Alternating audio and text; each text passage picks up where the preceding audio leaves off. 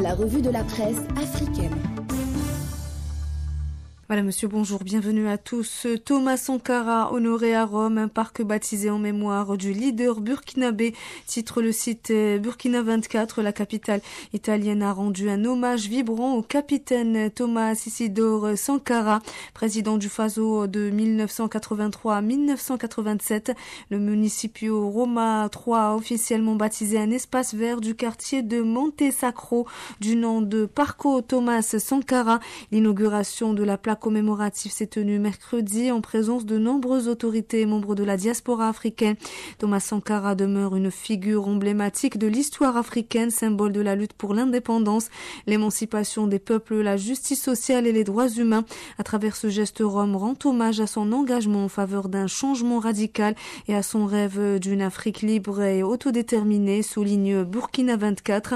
Dans une déclaration commune, Paolo Marchionni, président de la municipalité, et Matteo Pietrosante, conseiller aux travaux publics et aux politiques de la jeunesse et promoteur de l'initiative, ont souligné que Sankara est une référence internationale dans la lutte contre le colonialisme, la corruption et les inégalités, toujours selon le site Burkina 24.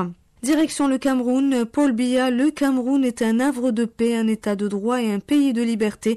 Titre le Cameroun Actu, le président camerounais Paul Biya a présenté son pays comme un havre de paix et un modèle de stabilité institutionnelle, insistant sur la capacité du pays à garantir la paix sociale et les libertés fondamentales. Le chef de l'État, Paul Biya, a réitéré sa vision d'un Cameroun stable, pacifique et résolument ancré dans l'état de droit. Le Cameroun est un havre de paix, un état de droit, un pays de liberté, a écrit le président Paul Biya sur sa page officielle, mettant en avant le bon fonctionnement et l'harmonie des institutions nationales.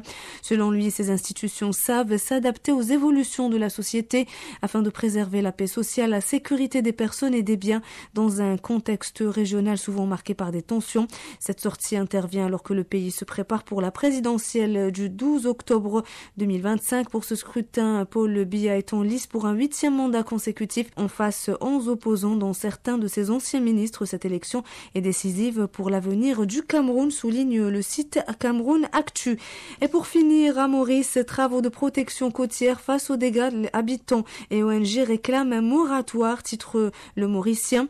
Nous maintenons notre demande de moratoire sur les travaux de protection côtière sur la plage d'Albion, affirme plateforme Maurice l'Environnement, représentée par Nalini Byrne, Éco-Sud par Sébastien Sauvage, MRU 2025 par Karina Gunden et Coral Garden Conservation par Gilbert Rico et des habitants d'Albion. Une visite a été organisée pour faire un état des lieux des travaux de protection côtière prévus sur la plage d'Albion. Ces travaux commandités par l'Albion Fisheries Research Center consistent en outre à construire un mur de revêtement sur plus de 390 mètres de plage.